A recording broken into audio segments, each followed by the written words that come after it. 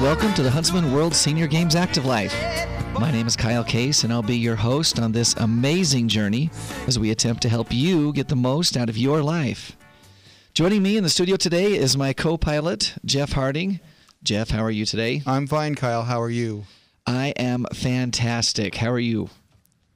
Oh, I'm great. I'm great. Sorry, a little distracted You're still here. Fine. My headphones weren't working, so I was talking to Kate, our engineer here, and so I was a little distracted. I'm so sorry, but I'm back with you now. I'm 100% on your page now, Kyle. And you're still fine. And I'm still fine.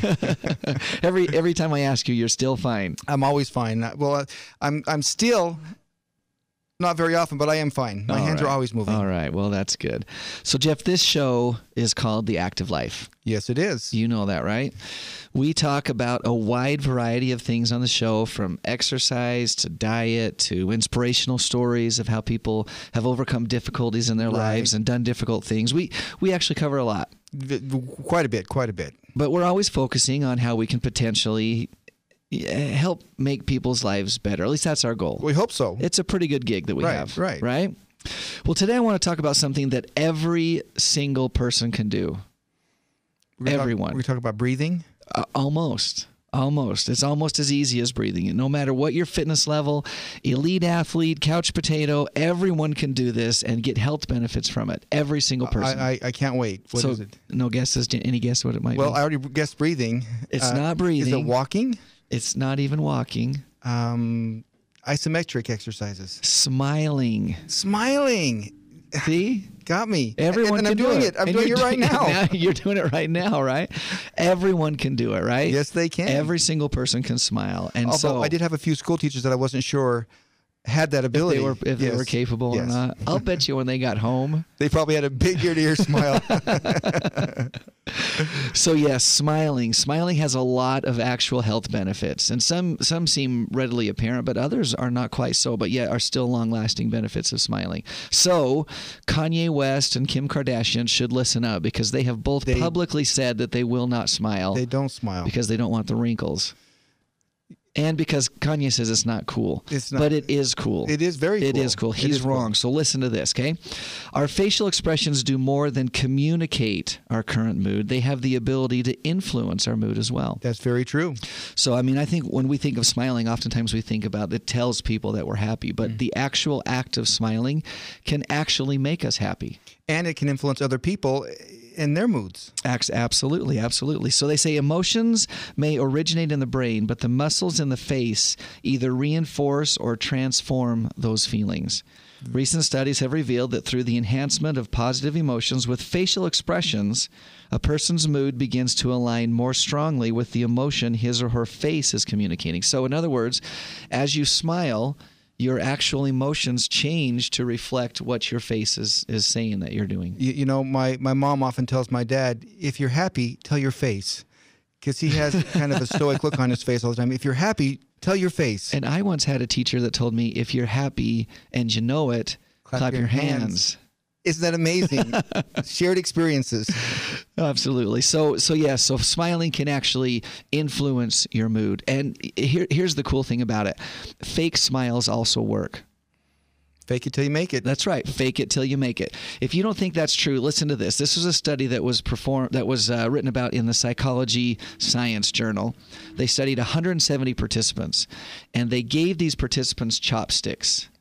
And they put them through kind of a stressful situation. Okay. And then they said, use these chopsticks to put your face in certain positions. They didn't say, use the chopsticks to make yourself smile. They just said, position number 1 is this, position number 2 is this, position number 3 is this. And ultimately, they were asking them to take the chopsticks, put them in the corners of their mouth, and push them up. Draw it into a smile. Right? So there were 3 levels of smiling that they were performing, but the people didn't know that they were smiling. They were just told to move their face around with chopsticks, right?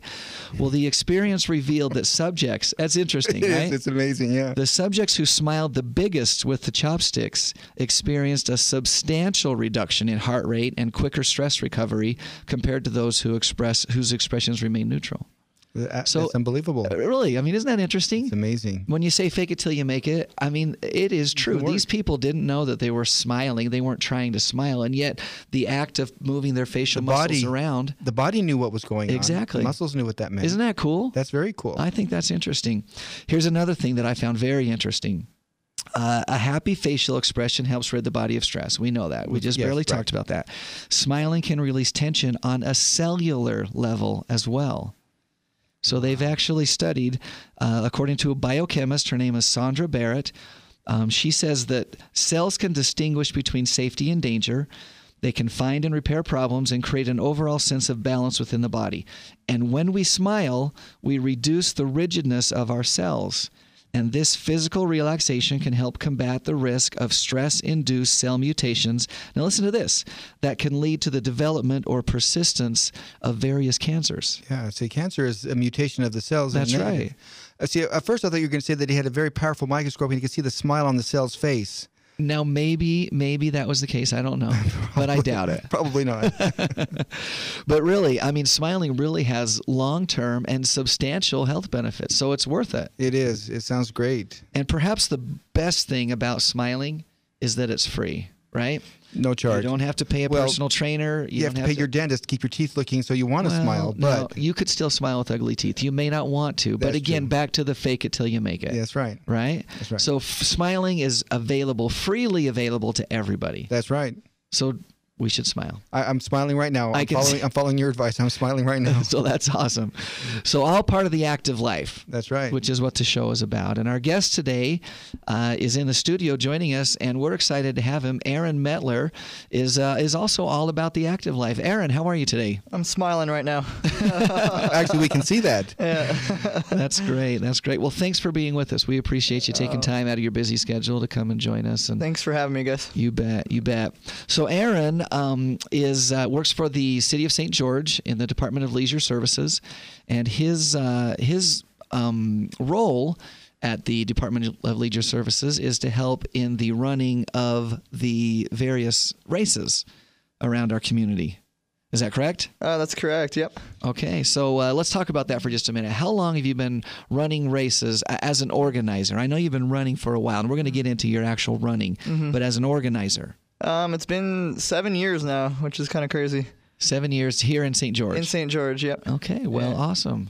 Yeah. Was this your first job as a race organizer? Yeah, I started in college by creating the running club at University of Michigan, and moved out here to St. George and took a job with the city to do races and events, and been doing them ever since. Love them. So let's talk a little bit about some of the races that you organize that are available here in the city of St. George that are really available to anybody. Anybody could come and participate. Oh, yeah, definitely. We encourage everybody to come participate. Yeah. We've had people as old as 93, as young as in a baby stroller going across the finish line. I've actually pushed a baby across the finish line in a stroller. You might be the record holder for the youngest. Well, it's actually my granddaughter, and she was 3 weeks old. Oh, wow. That is pretty, yeah. So that very well could be the record for the youngest, 3 weeks. That's awesome, yeah. So tell us some of the races that you do. We do all kinds. We like to keep in the city of St. George a good diversity and good group of different types of races. Everything from the St. George Marathon, which a lot of people are familiar with, half marathons, to triathlons, family fun bike rides that anyone could participate in, kids events, triathlons, and even skateboard competitions and 4th of July. Kids Criterium. Fun events. Yeah, Kids Criterium was the recent event we just did. Fun event with kids up at the old airport that we did on Saturday. But most of our events can include all ages and all abilities, and we welcome everyone to come on out and have a good time with us. That's awesome. So I want to talk about the St. George Marathon in just a minute, because I know that you that's kind of a race that's near and dear to you for a variety of reasons, not just as an organizer, but actually as a racer. But before we get into that, I want to talk a little bit about the half marathon. The Snow Canyon Half Marathon is what it's called, right? Yep. Talk a little bit about that. That's become one of the signature half marathon races around the country. Yeah, oh yeah. Yeah, that ended up being recognized by Runner's World last year as one of the top 26. I don't know why they named 26, but kind of a odd number, but ended up being Because there was a tie between 25 and 26, so it just went to 26. I had one extra one in there, but ended up being one of the top 26 half marathons in the nation. Only one recognized in the western area out here, other than California, but including Colorado, Arizona, like all the surrounding states. Wow. And it's just, I mean, the scenery in St. George, as we all know who live out here, is just beautiful. And the Snow Canyon course kind of encompasses a lot of the most beautiful areas that we have here with the red rock of Snow Canyon, the lava fields of Entrada, and then it's a downhill super fast course. and it is a pretty downhill course, Yeah. which is great if you're looking for a good time. Yeah, so you come get a time you can never compete with again, and you have to come back and run this one. That's true. You got to keep coming back, because after this one, this is your only option to improve your personal best, right? Correct. Yeah. Well, it's a great race. I haven't run it myself, but I've been peripherally involved and watched it happen and watched it grow, and it's a great race. It does run right down Snow Canyon State Park, which is just an astounding location. Many of our athletes rave about the beauty of that park and our area in particular, who have come to St. George and participated in the Huntsman World Senior Games. But it's just a beautiful, beautiful place and a great race. Oh yeah, yeah. It's for the whole family too. Kyle, if you haven't done the half yet, you can always do the 5K is available.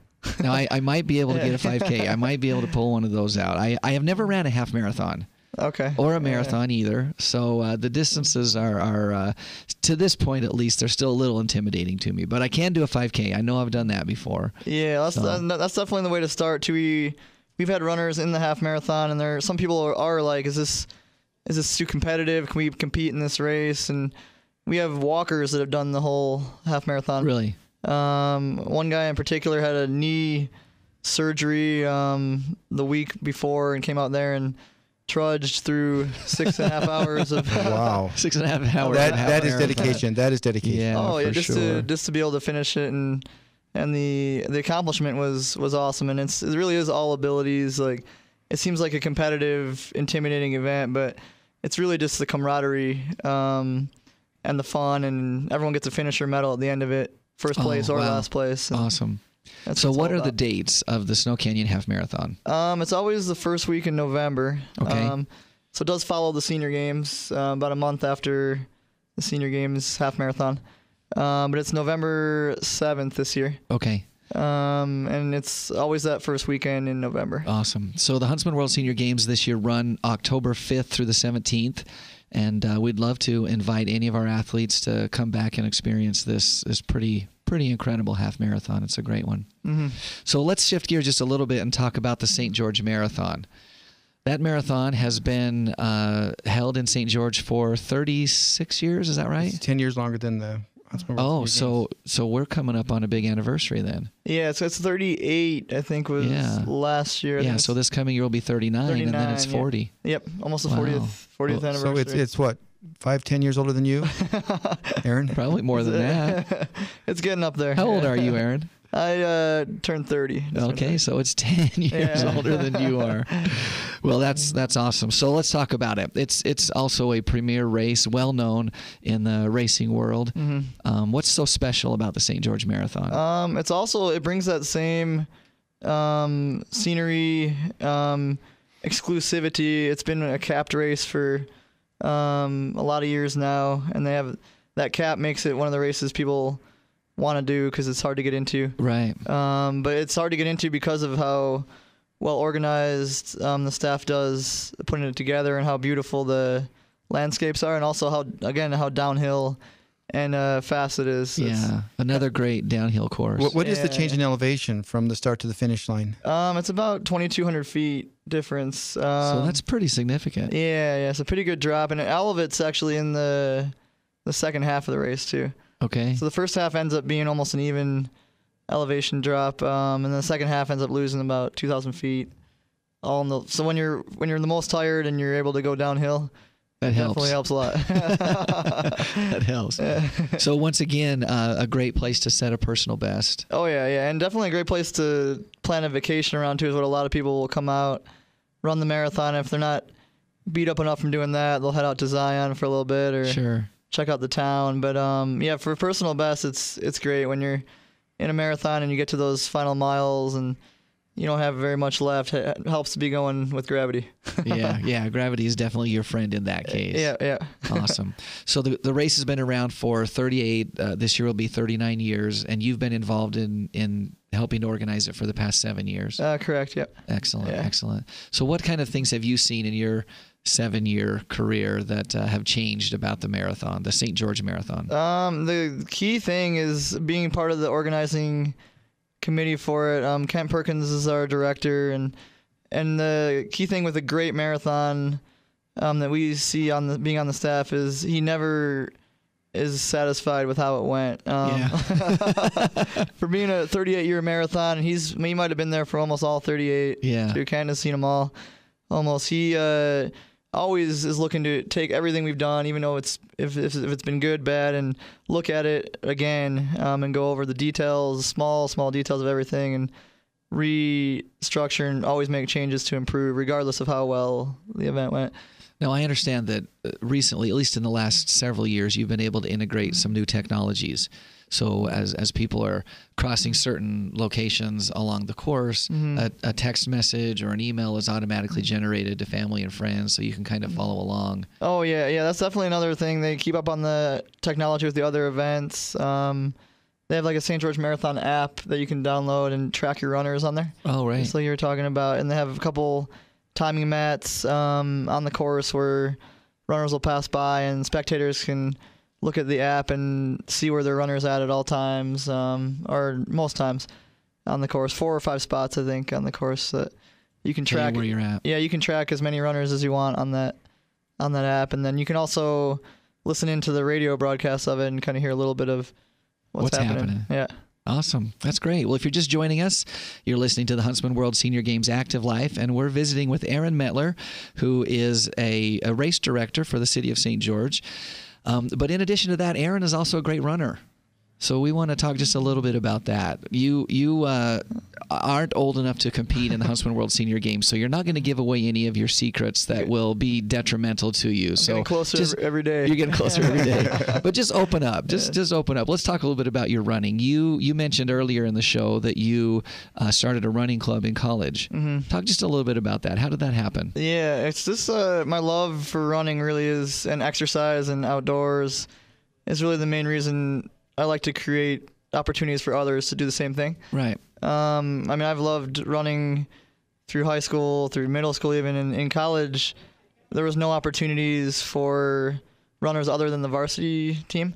Okay, the track and field team. Yeah, track and field team. And they took 21 athletes total on the cross-country long-distance team. I ended up making the team, but decided to do the running club instead. Okay. Because it created more opportunities for other people at the college to be involved. Why don't you tell everybody where you were going to school? At the University of Michigan, back in Michigan. All right. Cold winters, nothing like here. So you started this running club, and how big did it get? How many people did you recruit? We ended up getting about a couple hundred. Oh, really? With maybe 30 to 50 consistent members in the first 2 years, and the club is huge. It's ended up taken on another level since I left. More presidents have came in and improved how they do things there, and it's wow.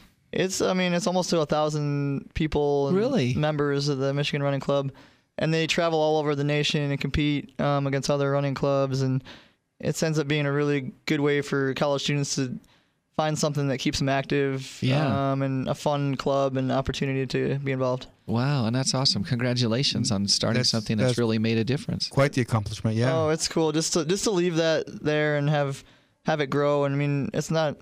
I mean, I was able to help start it, but just all the people that were involved and helped create it to what it is just cool to see people participating and doing it even 7 years after I'm out of there, which is kind of cool. That is great. That is great. So you start the running club. You've always kind of been a runner your whole life long.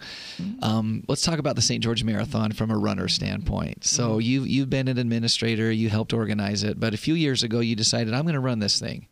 Yeah, so tell me what happened and how you got to that point, and then what happened in the race itself. Yeah. It's actually, I mean, I really was a shorter distance runner until I moved to St. George, and St. George Marathon here is really like a special event, and the whole entire community gets around and really gets excited about. It's unlike any other city I've ever seen with a marathon. And usually a marathon's like a kind of a hassle to your town, and it closes roads. But for you come in here and people, I mean, it's the main event. It's like the Super Bowl of St. George.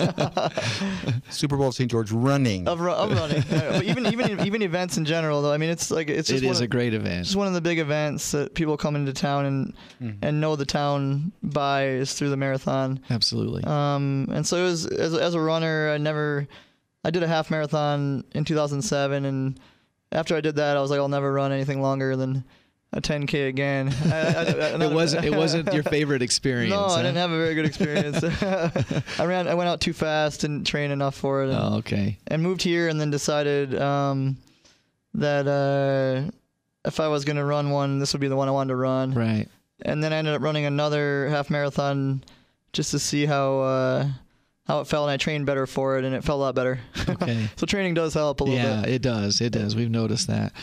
So you decide to run the race. Yep. Yeah, and then I'm being competitive as I am too. I was like, if I'm going to run the race, I want to have a shot to be up there. Yeah, you want to do your best. Do my best, of course, and be whatever I can do. I want to debut and have a good first race, and ended up doing a training plan that was beyond what I had ever done. I went from maybe a 7 to 8 mile a day normal running plan to a 15 with 20 miles. 15 miles a day. 15 miles a day, yeah. You know, that's almost a half marathon. Yeah, a little bit longer. Yeah, to say you're doing a half marathon, which was crazy at the time even for me.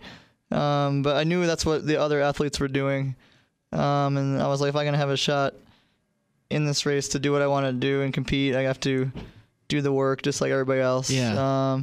And get ready for it properly. And went into the marathon as my first marathon, and kind of an unknown, random local.